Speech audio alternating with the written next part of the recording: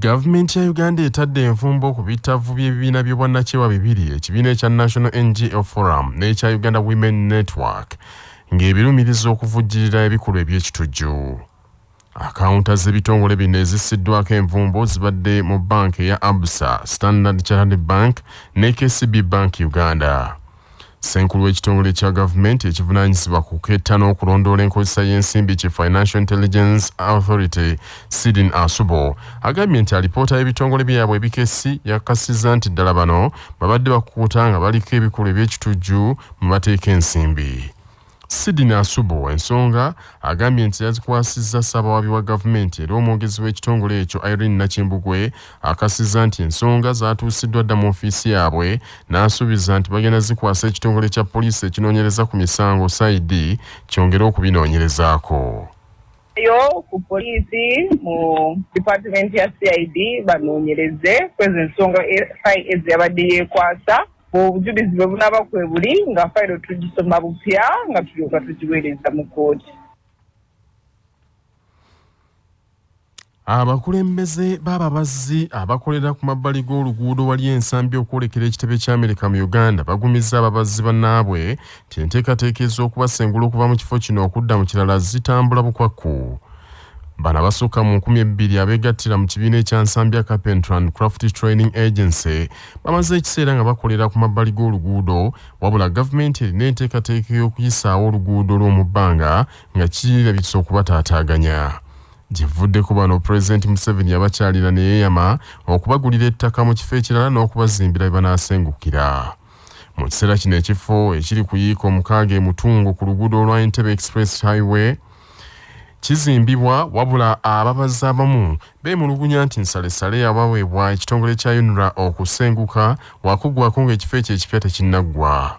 Muleke Moses Saddam ssentebe w'ababazzi oluvannyuma lw'okubalambuza omulimu gw'okuzimba ekifo ekijja abagumiza nti enteekateeka zonna zikwatiddwa bulungi.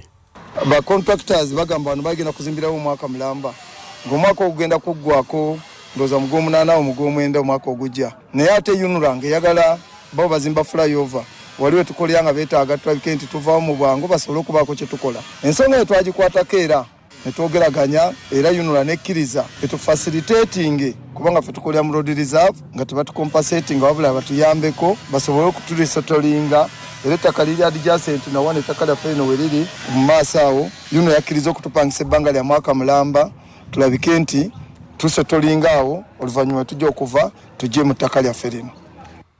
Rogers Mumwekwase owa kampuni ya Flex Home Limited abali ku mulimu gw'okuzimba ekifo kino agambye nti gutuuse ku bitundu 5 ku 100 era bagusuubira okuggwa mu mwaka ogujja 2021.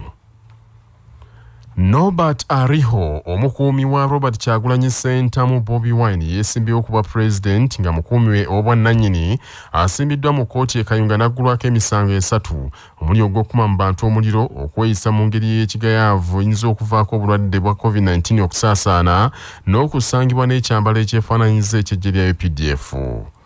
Oludda oluwaabi tulumiriza nti jjuuzi ng'ennaku z'omwezi lumu Desemba omwaka guno ekyampisi mu Kayunga nti Ariho yakuma mu banne omuliro batuuse obulabe ku basirikale ba poliisi era nti enneeyisa yali eyinza okuleetera ekirwadde ekikambwe ki COVID-19 okusaasaana. Mu ngeri emba mulumiriza nti jjuuzi ng'ennaku z'omwezi 9 Desemba yasangibwa nga yambadde ekyambalo ekyefaananyiza eky'amagye ga UPDF ng'ali mu maka ge agasangibwa e Salama Makindye nti ate nga si w'amagye era talina lukusa kwambala byambalo bya kikula ekyo. Ariho omusango yagwegaanye ng'ayita mu bapuliida be Anthony Wameri ne Shamim Malende bw'atyo ne basaba kkooti n'emukkiriza n'ayimbulwa kakalu kakadde kamu ez'obuliwo ate abamweyimiridde ne basibwa kakalu ka bukadde 2 wabula ensonga zizaaweerezeddwa mu kkooti enkulu emukono zongere okunoonyerezebwako bapuliida be baategeezezza nti ebbanga lyabadde mu kaduukulu yatulugunyiziddwa bya nsusso. Omusango gwe gwayongezeddwayo okutuuka ng'ennaku z'omwezi 26 Maachi omwaka ogujja 2021 kkooti enkulu lw'enaasalawo eggoye ku by'okumutulugunya.